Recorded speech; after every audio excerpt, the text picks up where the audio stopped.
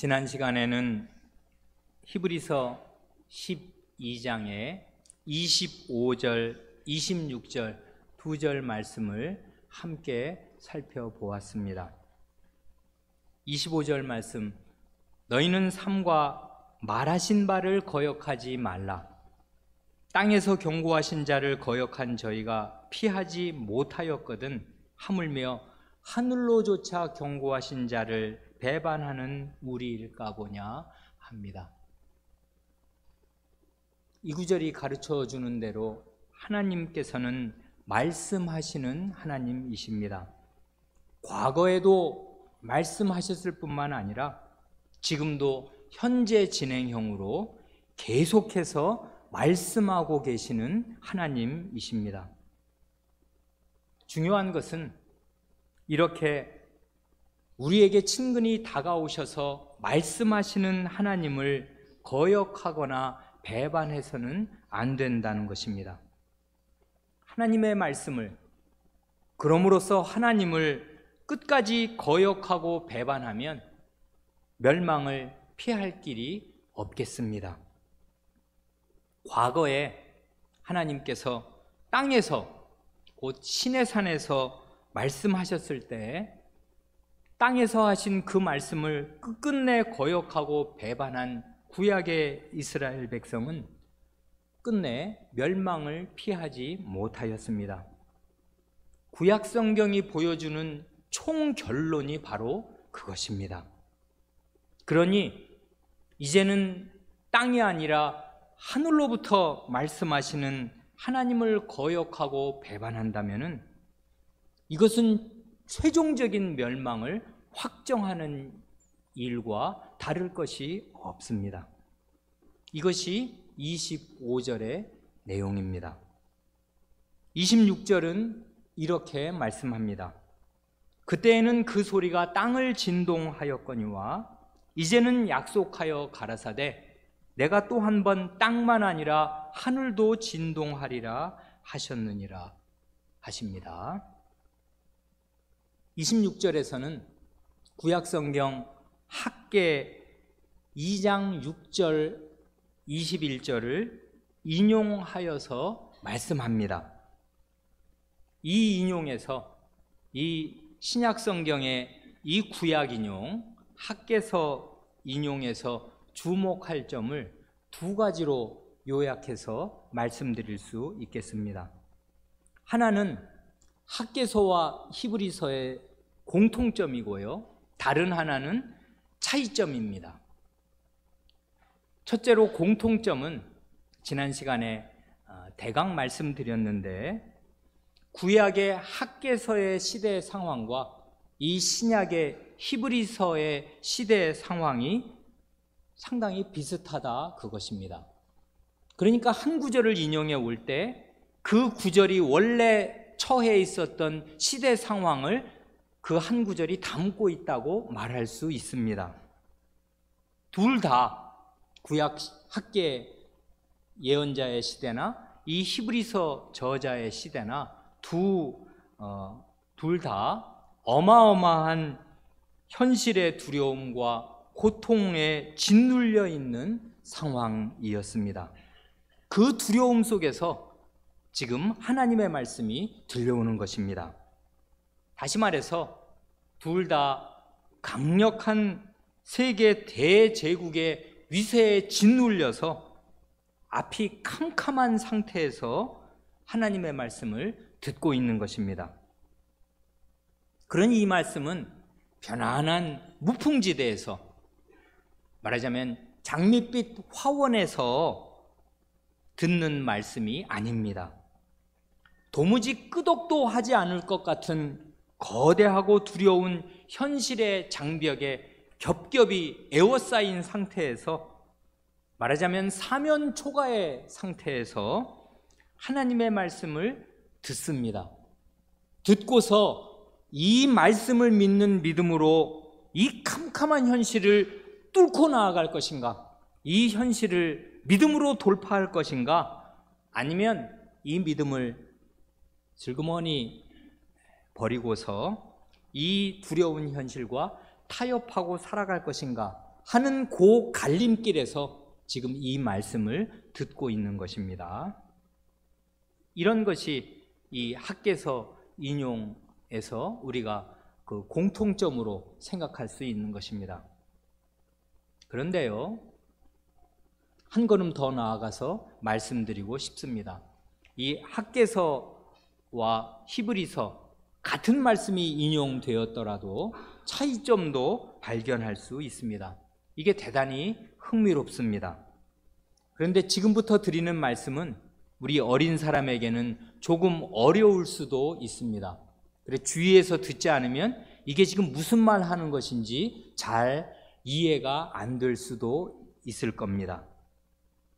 이 같은 구절이 지금 그 인용되는 것인데, 하늘과 땅의 진동 말이에요. 간단히 말해서 이 하늘과 땅을 진동하신다, 하나님께서 하시는 이 그 말씀이 학개서에서는 그리고 히브리서에서는 어떻게 쓰였나, 이게 어떤 차이가 있나 하는 이 차이점이, 이걸 가만히 생각하면 이게 대단히 흥미롭습니다.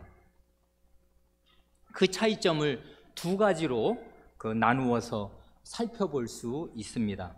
하나는요, 이 예언의 내용이 학개서와 히브리서에서 조금 다릅니다. 또 하나는 이 예언이 성취되는 시기가 조금 다릅니다. 조금이 아니라 많이 다릅니다. 이 내용과 시기, 예언의 내용과 예언이 성취되는 시기, 이 두 가지 점에서 학개의 원래 문맥과 이 히브리서의 인용문을 잘 대조해 보면 같은 말을 인용하는데 꽤 차이가 있다는 것을 알게 됩니다. 먼저 그 차이점 두 가지의 그 예언의 내용이 어떻게 다른가 할 때, 학개 예언자는요, 하늘의 진동과 땅의 진동을 구분하지 않고, 하나님께서 그 학개서 2장 6절이 그렇잖아요. 하늘과 땅과 바다와 육지를 함께 진동시키실 것이다 하고 말합니다. 그러니 학개서의 그 예언의 말씀을 들으면 하나님께서 모든 것을, 하늘, 땅, 바다, 육지, 이걸 대조제휴법이라고 하지 않습니까? 그 제휴법이라는 말은 그 작은 것 하나를 들어서 전체를 가리키는 그런 거지 않습니까? 그게 저 사람은 한국의 두뇌다 이렇게, 뭐 한국의 에디슨이다 뭐 이렇게 말할 수 있는데요, 한국의 두뇌다 그러면 사람이 이 머리만 있으면 그건 뭐 목 잘린 시신이지 뭐 아무것도 아니지 않습니까? 그렇지만 그 두뇌 하나로 그 사람 인격 전체를 대표하는 거, 이런 걸 제휴법이라고 하잖아요. 부분으로 전체를 대표하는 거. 그런데 하늘과 땅 하면은 대조되는 두 가지를 들어서 그 사이에 있는 모든 것을 포함하는 것입니다. 이런 걸 대조제휴법이라고 하지 않습니까? 그런데 하늘과 땅, 그리고 바다와 육지, 그러면 그게 그냥 온 땅 전체잖아요. 그러니까 하나님께서 하늘과 땅, 그리고 바다와 육지, 이걸 다 진동시키신다 그러면 사실은 온 우주, 천지 만물을 다 하나님이 뒤흔드실 것이다, 이 말을 지금 하는 것입니다. 그러니까 히브리서 2장 6절, 조금 있으면 내가 하늘과 땅과 바다와 육지를 진동시킬 것이요 하고 말씀하시고, 그 다음 학개서 2장 21절로 내려오면 앞에서 네 가지를 쭈루루 말씀하셨으니까 이번에는 축약형으로 내가 하늘과 땅을 진동시킬 것이요, 이렇게만 말씀하셔도 똑같은 말씀이 되지 않습니까? 이렇게 한꺼번에 하늘과 땅을 진동시키실 것처럼 지금 학개서는 예언하는 것입니다. 그런데 히브리서로 오면 그 학개서 2장 6절 21절을 인용하면서 어떻게 인용해요? 히브리서의 저자 목사님은 땅의 진동과 하늘의 진동을 나누어서 설명합니다. 그렇지요. 먼저 땅의 진동이 있고 나중에 하늘의 진동이 있을 것으로 이렇게 나누어 말한단 말입니다. 그러니까 예언의 내용에서 이게 조금 차이가 있어요. 이렇게 되면 땅의 진동과 하늘의 진동을 나누게 되면 자연히 둘째로 하늘과 땅이 진동하는 시기에서 두 책이 차이를 지니게 됩니다. 어떤 차이를 지니는가 하면 학계 예언자는요, 학계 예언자 시대는 학계 예언자가 지금 2장의 예언의 말씀을 하시는 때는 언제냐 하면 주전, 그리스도 오시기 전 520년 경입니다. 이때 하나님의 말씀, 내가 하늘과 땅을 진동시키리라 하시는 말씀을 지금 전하는 것입니다. 그러니까 이제 하나님께서 하늘과 땅을 진동시키시고 그 열방, 여러 나라들을 심판하셔서 만국의 보배가 이 예루살렘으로, 이 소수의 포로 귀한 자들에게 오게 하실 것입니다. 그럼으로써 너희의 그 어려운 과업, 성전 건축의 과업을 도우실 것이다 하는 것이 이 예언의 요지입니다. 그러니까 이건 사실은 굉장한 격려의 말씀이에요. 열방에 대한 심판과 열방의 보화를 가져오게 해서 이 사람들의 성전 건축을 도우시고, 그때 성전은 이렇게 무슨 예배당 짓는 것만이 아니란 말입니다. 하나님을 모시는 하나님의 백성으로 살 수 있는 재원으로 삼게 해주시겠다, 그 말씀으로 힘있게 이 백성을 격려하십니다. 그렇다면은 이 예언이 이루어질 시기는 언제인가 하면요, 하나님께서 하늘과 땅을 진동시키실 그 일이 언제 일어나겠습니까? 그건 앞으로 일어날 일을 예언한 것이니까요. 주전 520년경에 이 예언을 했으니까 그 이후에 하늘과 땅을 진동시키실 일이 일어날 것입니다. 과연 그래서 이스라엘 백성은 이 말씀을 듣고 힘을 냈고, 그래서 페르시아 왕이 성전 짓지 마, 그거 왜 딴 신 섬겨서 나를 또 반역하려고 그래, 뭐 성도 쌓는다며 그런 짓 하지 마, 이런 왕의 어명이 내린 상태에서도 이런 예언자의 이런 힘있는 하나님의 말씀을 듣고서 힘을 내어서 성전을 지어서 정말 완공을 하였습니다. 그러니까 이 말씀이 성취가 되었습니다. 그러니까 이 하늘과 땅을 진동시키실 것이라는 학계 예언자의 말씀은 언제 성취가 일단 됐냐 하면 주전 520년에 이 말씀을 하고 난 그 이후에 이 말씀이 성취가 되었겠습니다. 그렇겠지요.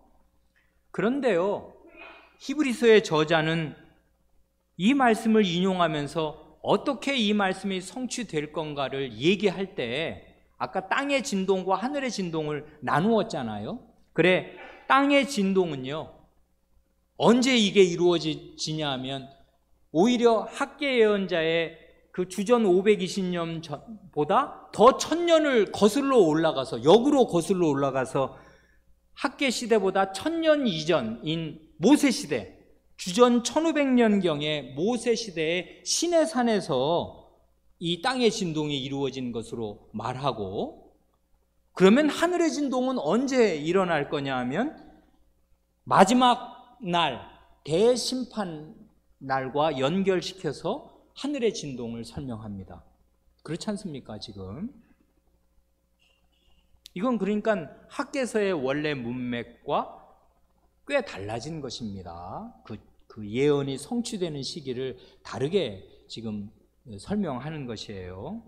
이렇게 신약의 저자가 말하자면 사도로서, 이 성경을 쓴 사람들은 다 사도의 반열에 있는 사람들 아니에요. 만대 교회에 변치 않을 하나님의 말씀을 받아서 전한, 말하자면 사도들입니다. 뭐 12사도 아니라도 사도라고 말할 수 있단 말입니다. 마가나 누가나 이 히브리서의 누군지 모르는 이 저자가 사도의 반열에 있는 사람들인데, 이런 사도적인 권위로서 구약을 인용할 때는 구약 성경의 원래의 뜻을 상당히 자유롭게 변형시키면서 인용할 때도 이렇게 있습니다.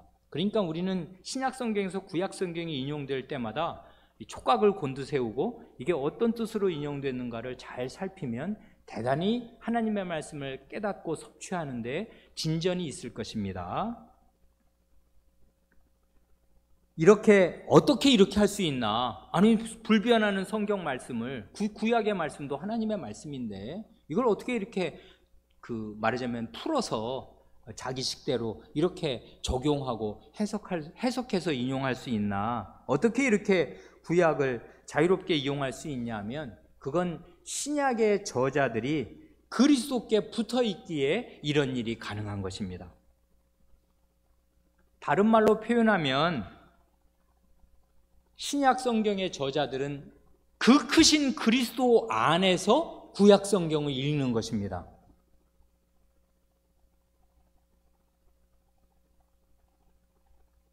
그러니까요, 학계 예언자는 자기 시대의 문제를 해결할 말씀을 하나님께로부터 받아 전하기에 그 문제의식이 주로 자기 시대에 머물러 있을 수밖에 없습니다. 그렇지요. 지금 이게 당장 시대의 문제는 이 가난한 소수의 5만도 안 되는 이 한 줌의 무리가 거대한 전 국가적인 사업이 될 만한 큰 사업을 이 적대적인 제국과 주변 그 반대하는 사람들 속에서 이걸 성취해야 되니까 그 자기 시대의 문제 속에서 그 문제를 해결할 말씀을 받아 전했단 말입니다. 그런데 그 말씀이 예수 그리스도에게로 오게 되면 원래의 말씀이 그게 하나님의 말씀인데 원래의 말씀이 훨씬 더 깊어지고 풍부해지고 넓어지게 되는 것입니다.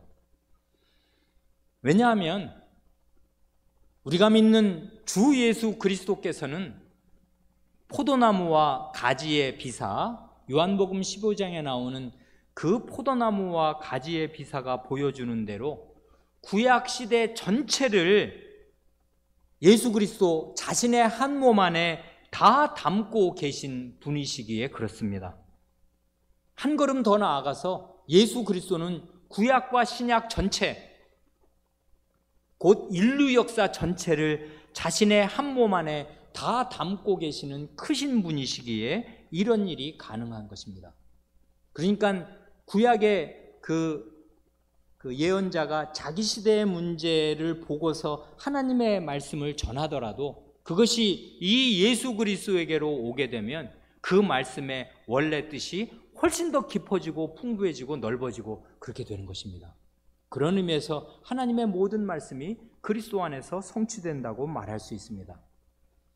중요한 것은 이런 크신 그리스도가 우리 신약 신자들에게 주어졌다 그것입니다. 우리는 그리스도를 받은 사람들입니다.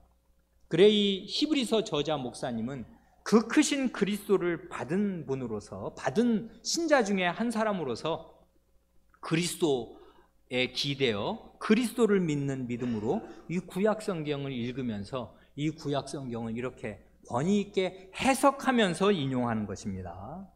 그래 이 학개서의 원래 문맥과 이 학개서를 인용한 히브리서의 문맥이 그 내용이 조금 달라지기도 하였습니다. 그 다음 27절 말씀은 이렇습니다.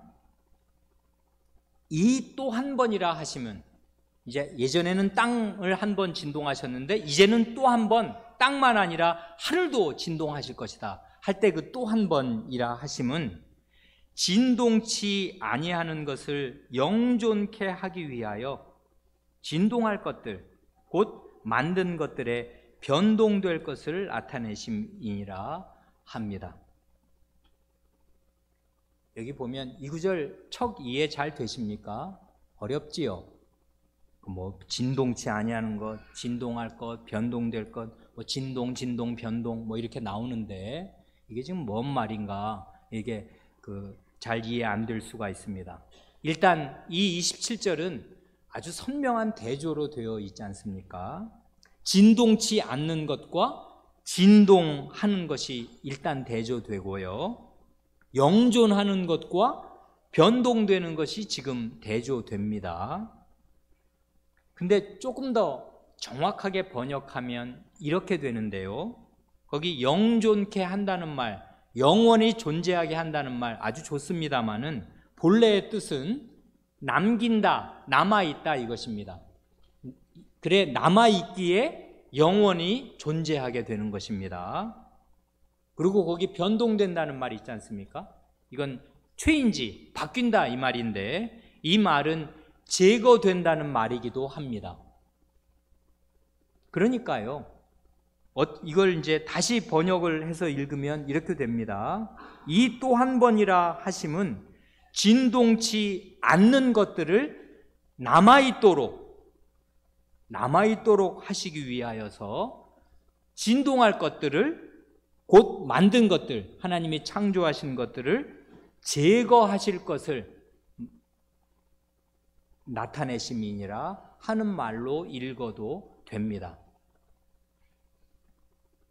그러니까 지금 여기서는 하나님의 하실 일을 지금 말씀하는데, 장차 하나님께서 하늘까지 이제 진동하실 것입니다. 그 진동하시는 목적은 뭐냐면 흔들리지 않는 것, 그러니까 하늘까지 하나님께서 뒤흔드실 것인데, 여기서의 하늘은 첫 창조 질서에 속한 이 하늘입니다. 이 땅과 하늘하고 대조되는 그 하늘 말이에요. 하늘과 땅을 하나님께서 이 땅만 아니라 하늘까지 뒤흔드실 것입니다. 그렇게 뒤흔드시는 목적은 뭐냐면 흔들리지 않는 것, 결코 진동하지 않을 것, 흔들리지 않는 것들을 영원히 남아있게 하시려고 흔들리고 요동하는 것들은 다 제거하시기 위함입니다. 그러니까 흔들리는 것들, 그것들은 뭐냐면 첫 창조 질서에 속한 것들입니다. 첫 창조 질서에 속한 것은 다 하나님이 만드신 것들이거든요. 그래, 흔들리는 것들은 하나님이 만드신 것들인데, 이게 왜 흔들리냐 하면 그 안에 죄로 말미암은 부패가 있어서 남아있지 못하게 되고 결국 흔들리고, 이게 자꾸 여러분 물건 자꾸 흔들면 어떻게 돼요? 이걸 끝없이 흔들면은 부서지고 깨진단 말입니다. 시간이 가면 이건 깨져요. 근데 하나님이 뒤흔들면 어떻게 돼요? 누가 거기에 나만하고 껐떡없다 이럴 수가 어떻게 있단 말입니까? 그래, 하늘과 땅을 하나님이 사정없이 뒤흔드실 것이고, 그럴 때 하늘과 땅은 제거될 것입니다. 무너지고 말 것입니다. 그 안에 있는 죄의 부패가 그냥 다 드러나게 되어서 하늘과 땅 흔들리고 결국 제거될 것인데, 그렇게 하심으로써 결코 흔들리지 않을 것들이 남게 됩니다. 그러니까 이건 지금 뭘 말하냐면 우주적인 대진동 말이에요. 하나님께서 이 우주를 뒤흔드시는 날, 대심판의 날이 올 것을 말하는 것입니다. 그런데 대심판의 날이 와서 흔들리고 요동하는 것들을 다 제거하시는 그때에 결코 흔들리지 않는 것들이 남겠습니다. 이 흔들리지 않는 것, 진동치 않는 것이 바로 그 다음 절에 나오는 진동치 못할 나라와 연결됩니다. 그 얘기를 하고 싶어서 지금 흔드는 얘기를 하는 것입니다. 그래, 마지막 히브리서 12장의 마지막 우리가 두 구절에 도달하였습니다. 28절, 29절 말씀입니다. 그러므로 우리가 진동치 못할 나라를 받았은즉 은혜를 받자. 이로 말미암아 경건함과 두려움으로 하나님을 기쁘시게 섬길지니 우리 하나님은 소멸하는 부리심이니라 합니다. 여기 그러므로 우리가 진동치 못할 나라를 받았은즉 은혜를 받자 합니다. 여기 받았은즉 뭐 번역은 이렇게 할 수밖에 없는데요, 이 원래 받았다 하는 이 단어는 실제로는 현재 분사형입니다. 현재 진행형이라 이 말이에요. 그러니까 우리는 지금 현재로 말이에요, 흔들리지 않을 그 나라를 계속 받고 있는 중이다 그 말입니다. 받았은즉 하면 이제 받아가지고 내 거 돼서 이제 뭐 걱정 없네 이런 뜻이라기보다는 우리는 지금 그 진동치 않을, 흔들리지 않을 그 나라를 계속 받고 있는 중입니다. 받고 또 받고 있습니다. 이 진동치 못할 나라는 우리가 그동안 읽었던 히브리서 11장의 용어로 표현하면 아브라함이 죽는 날까지 오매불망, 문자 그대로 자나 깨나 잊지 못하고 바랐던 바로 그 나라입니다. 하나님의 경영하시고 지으실 터가 있는 성, 바로 그 성입니다. 또는 족장들이 그 아브라함, 이삭, 야곱, 요셉이 자기의 더 나은 본향이라고 여겼던, 자기가 태어나서 자란 그 원래의 이 땅에 있는 고향, 본향, 아버지 나라 말고 더 나은 본향, 진짜 자기 고향이라고 여겼던 바로 그 나라입니다. 이 나라는 12장의 언어로 표현하면 살아계신 하나님의 도성인 예루살렘, 하늘의 예루살렘이요, 하늘에 있는 시온산, 바로 그것입니다. 근데 여기 보면 우리가 그 진동치 못할 나라를 지금 받고 있으니 은혜를 받자 합니다. 이 은혜를 받자는 말은 감사드리자 하는 말로 옮기면 훨씬 더 정확합니다. 그 뜻입니다. 이런 우주적인 대진동 속에서도 하나님의 온 우주를 뒤흔드실 그 대심판의 그 날에도 껐떡하지 않고 전혀 요동 없이 영구히 지속될 그 영원한 나라, 그 영원한 성. 우리는 지금 서울 사람이라 여기 경기도에 사셔도 성의 안전감을 느끼지는 않지 않습니까? 우리는 성 주민이 아니잖아요. 도성 안에 살든 도성 밖에 살든 지금은 성이 무슨 보호 능력이 없잖아요. 미사일이 날아다니니까 성이 무슨 소용이겠습니까? 그렇지만 이건 예전의 언어로 기록된 책이니까 그 시대에는 로켓가 없는 시대 아니에요. 성이 엄청나게 튼튼하고 그 안전을 주는 것입니다. 안전에 말하자면 최후 보장이란 말입니다. 그래서 이제 그런 언어로 표현을 하는 것이에요. 그래, 이런 하나님의 진동하지 않을 나라, 하나님의 영원한 도성, 하나님의 도시를 우리는 받고 있으니 하나님께 감사드리자 하는 것입니다. 그리고 그 뒷말이 이로 말미암아 경건함과 두려움으로 하나님을 기쁘시게 섬길지니 합니다.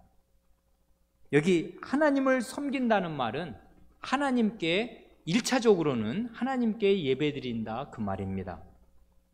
그러니 이런 나라를 우리가 하나님께로부터 계속적으로 받고 있으니 하나님의 은혜를 감사드리십시다.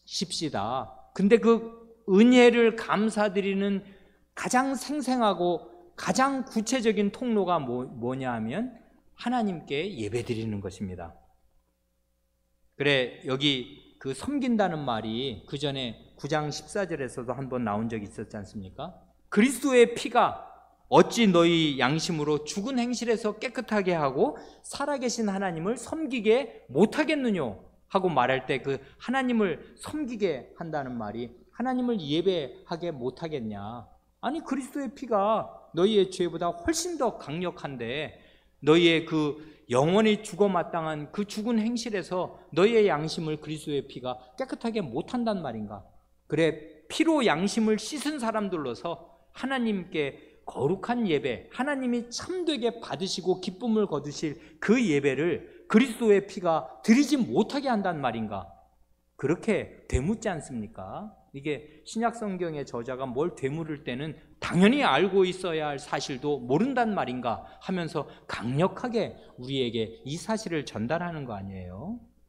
그러니까 이런 나라를 받은 사람들로서, 받고 있는 사람들로서 하나님께 감사드리면서 하나님께서 받으시는 예배, 하나님을 기쁘시게 하는 예배를 드리십시다 하는 것입니다.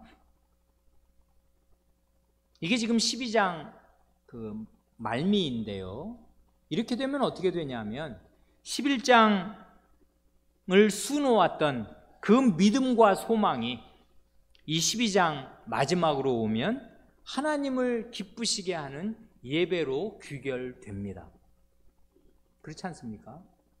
그러니까 하나님의 약속을 소망의 형태로 가지고 있고, 이 소망이 결코 가냘픈 희망사항이 아니라는 것, 틀림없이 이루어질 분명한 사실이라는 것을 굳게 믿는 사람은 이 소망의 확실성을 그 믿음으로 현재의 고난 가운데 나타내고 입증하지 않습니까? 이 소망의 약속이 사실이라는 거, 약속은 아직 우리 앞에 현실로 이루어진 게 아니지만, 그건 미래의 형태로 시련이 남아있지만, 그러나 그게 미래라고 해서 없는 것이 아니고 희미한 것이 아니라 분명히 살아있는 것이다 하는 걸 믿음으로 현재 증명하는데, 어떻게 증명하냐고요?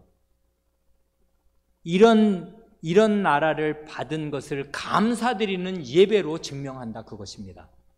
그래, 이 주일의 예배는 믿음과 사랑, 소망의 전체입니다. 이것을 표현하는 거라고요.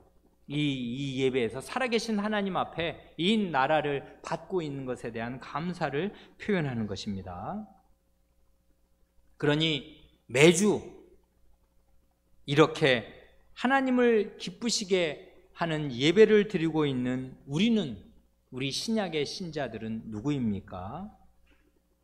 우리는 무엇보다도 믿음이 있는 사람입니다. 하나님의 언약이 반드시 이루어진다는 사실을 굳게 믿고 그 언약을 의지하는 사람들입니다. 우리는 누구인가 할 때 아벨의 피보다 더 낫게 말하는 예수 그리스도의 피로 말미암아서 모든 죄를 용서받고 우리의 양심을 깨끗하게 씻은 사람들입니다. 우리는 누구인가 하면 그리스도께서 그 나라의 왕으로서 이미 하늘에 앉아 계시기 때문에 그때의 하늘은 흔들릴 하늘이 아니란 말이에요. 하나님의 어전 그 자체를 또 다른 의미에서 하늘로 말할 수 있는데, 그리스도께서 이미 흔들리지 않을 그 나라, 그 하늘에 앉아 계심으로 그리스도 안에서 나도 이미 하늘에 들어갔고 그 소망을 간직한 믿음으로 이 괴롭고 힘든 현실을 믿음으로 뚫고 나가는 사람입니다. 요컨대 11장, 12장을 관통해서 생각하면 하나님께서 그리스도 안에서 약속하신 그 미래의 소망이 결코 헛된 것이 아닌 참 소망이라는 사실을 고난으로 점철된 현실의 생활에서 믿음으로 입증하는 사람들입니다.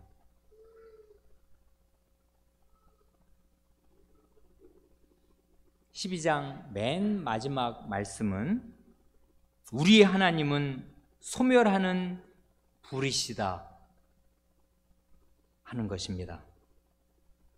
대단히 의미심장하지 않습니까?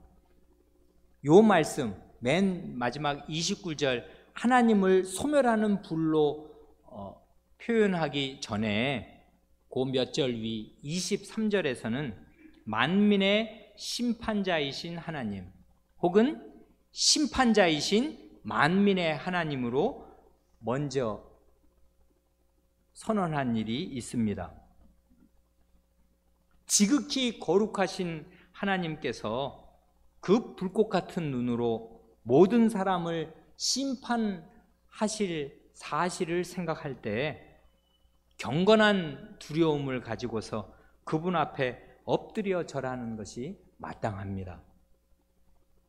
그러니 우리의 예배에는 경건한 두려움, 이걸 합쳐서 말하면 하나님께 대한 경외심이 없을 수가 없습니다. 그래 이 신약의 저자들에게는 아주 매력 있는 놀라운 균형 감각이 있습니다. 그러니까 너희의 이른 곳은, 우리가 이미 들어간 곳은 시온산, 하늘의 시온산, 살아계신 하나님의 도성인 하늘의 예루살렘, 장자들의 총회 다 좋습니다.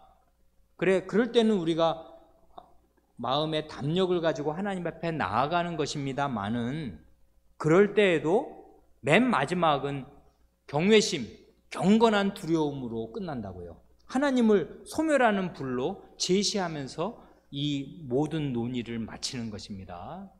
그러니 예배에는 기쁨과 하나님께서 나를 자녀로 받아주신다는 그런 안도감과 그런 따뜻함이 있지만 동시에 경건한 두려움이 늘 있습니다. 이 공존이라고요. 하나님께 용납되었다는 기쁨과 안도감과 함께 그러나 여전히 하나님은 소멸하는 불로 심판자로 계심으로 경건한 두려움을 여전히 간직하는 것입니다. 그러니까 하나님은 그 수염을 그 손자가 버릇없는 손자가 수염을 잡아 다니는 그런 호호야, 그런 허허 너털웃음을 짓는 힘없는 할아버지가 아니라 그 말입니다. 하나님은 언제든지 그 경외의 대상으로 남아 계십니다. 여기 하나님은 소멸하는 불이시니라 하는 이 말씀은 신명기 4장에서 온 인용구입니다.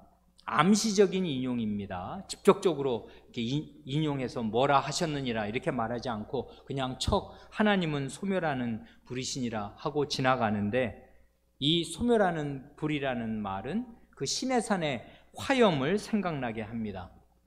그 신명기 4장 24절이 이렇지 않습니까? 내 하나님 여호와는 소멸하는 불이시요 질투하는 하나님이시니라 합니다. 이 12장 맨 마지막에서, 이게 사실상의 그 이제 교리적인 설교의 맨 끝이고, 이제 13장에는 이 서신 편지를 마무리하는 장인데요. 이 맨 마지막 말에서 그 신명기가 넌지시 인용된다는 사실이 생각할수록 뜻깊습니다. 왜냐하면 신명기 그 1차 회중의 상황과 이 히브리서 1차 독자들이나 오늘 2차, 3차 독자들인 우리의 상황이 대단히 겹치고 비슷하기 때문에 그렇습니다. 신명기 말씀을 모세의 입에서 듣고 있는 회중은 어떤 상태냐 하면 광야의 순례길이 거의 끝나가는 마지막 단계에 진입한 그 회중입니다. 이제 광야의 순례길, 힘들었고 고단했던 사막의 생활 거의 끝났습니다. 약속의 땅에 들어가기 일보 직전입니다. 약속의 땅 바로 앞에, 요단강 앞에 모압 평지에 와서 이 말씀을 듣습니다. 너희의 하나님은 소멸하는 불이시고 질투하는 하나님이시니 이 하나님을 경외하고 하나님만 섬겨야 한다. 그래야 그 땅에 들어가서도 계속 잘 살 수 있다 하는 말씀을 지금 듣고 있는 것입니다. 그와 아주 비슷하게요, 이 하나님은 소멸하는 불이시니라 하는 암시적인 신명기 4장의 인용을 듣고 있는 이 히브리서의 1차 독자들과 우리는 어떤 시기입니까? 역사의 맨 마지막 중에서도 마지막 시기에 진입하였습니다. 인류 역사의 오랜 순례길은 이제 맨 마지막 단계에 진입하였습니다. 영원한 나라에 들어가기 딱 일보 직전인 바로 그 시기입니다. 그러니 신명기의 회중의 상황과 히브리서 독자들의 상황이 같습니다. 그 똑같은 상태에서 영원한 나라, 약속하신 땅에 들어가기 일보 직전에서 하나님이 누구신가? 마땅히 경외해야 할 모든 죄를 불태우시는, 심판하시는 하나님이시라는 사실을 듣습니다.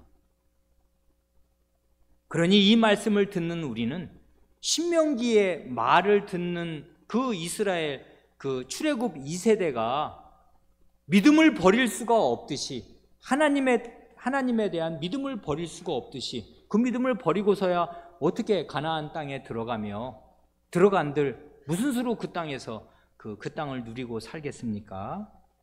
그러니 이 말씀을, 하나님은 소멸하는 부리시니라 하는 이 말씀을 듣는 우리는 하나님께 대한 믿음을 버릴 수가 없습니다. 현실이 아무리 어려워도 조금만 더 견디면 됩니다.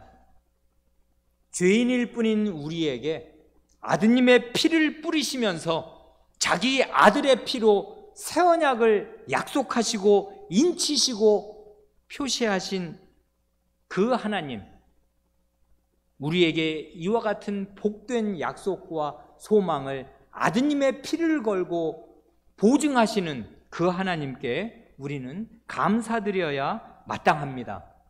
그러한 감사를 이 고난찬 현실 속에서 하나님의 약속을 믿고 참되게 감사드리는 그 감사를 우리는 매주일에 경건한 두려움으로 드리는, 경외심으로 드리는 이 주일의 예배로 우리는 표현합니다.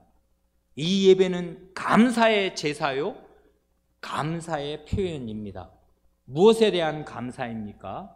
아드님의 피를 걸고서 이 복된 나라를 우리에게 영원하게 허락하시고 주시기를 기뻐하시는 우리 아버지에 대한 감사입니다. 그래, 감사의 예배를 드리자는 말로 이 히브리서의 그 권면은 마칩니다. 기도드리겠습니다.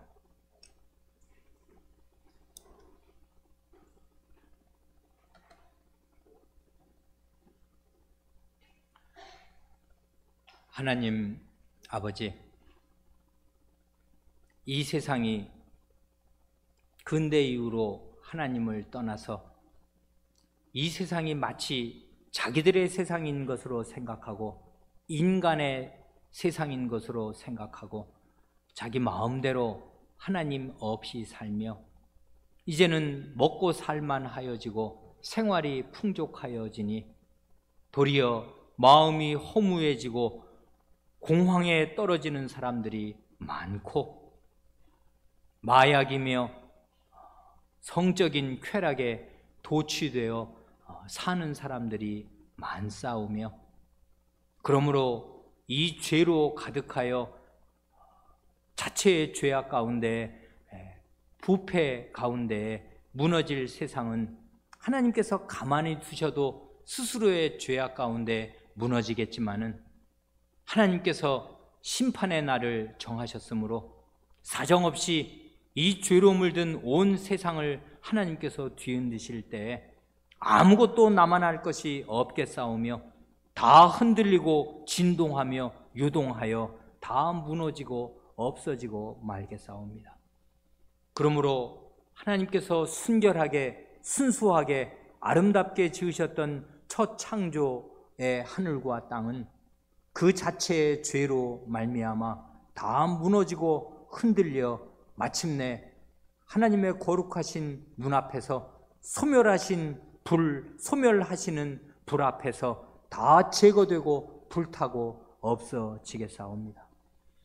이러한 세계의 운명 앞에서 하나님께서 진동하지 않을 나라, 흔들릴 수 없는 나라, 하나님 자신이 지으시고 세우시는 경영하시는 터가 견고한 그 나라를 저희에게 약속하시고 매주 하나님의 말씀 안에서 그 나라를 저희에게 현재적으로 늘 주고 계시옵니다. 그러므로 이 나라를 저희는 하나님의 말씀 안에서 약속의 형태로 늘 받고 있으므로 하나님께 감사드림이 마땅하오며 이 약속을 굳게 믿는 한에는 결코 이 나라에서 배제되지 아니하고 하늘에 기록된 장자들의 총회에 저희의 이름이 선명하게 남아있을 줄을 믿사옵니다. 그러므로 주님, 저희가 이 나라를 매주일 예배에서 새롭게 받게 하시옵소서. 하나님의 약속의 말씀을 늘 듣게 하시고 말씀 안에서 자신을 주시며 자신의 나라를 주시는 하나님을 늘 받을 수 있게 하여 주시옵소서. 하나님, 이러한 하나님께 대하여 저희의 마음이 늘 감사로 넘치게 하시고 아무리 현실이 어렵더라도 이 현실의 어려움, 현실의 고난이 결코 장차 다가올 영광과 상쇄될 수가 없고 비길 수가 없으므로 현실의 고난이 장차 올 영광과 좋게 비교할 수 없으므로 하나님께 늘 감사드리게 하시옵소서. 그러므로 저희의 예배가 감사로 넘치게 하시고 살아계신 하나님 앞에 경건한 두려움으로 거룩한 경외심을 가지고 하나님께 기쁘시게 할 만한 예배를 저희가 늘 드릴 수 있게 하여 주시옵소서. 그러므로 이 예배를 징검다리로 삼아서 저희가 영원한 그 나라, 흔들리지 않는 그 나라에 다 들어갈 수 있게 하여 주시옵소서. 그러므로 이 예배 시간에 만나는 사람들을 그 영원한 나라에서 다 만날 수 있게 하여 주시옵소서. 우리 구주 예수님의 이름으로 기도하옵니다. 아멘.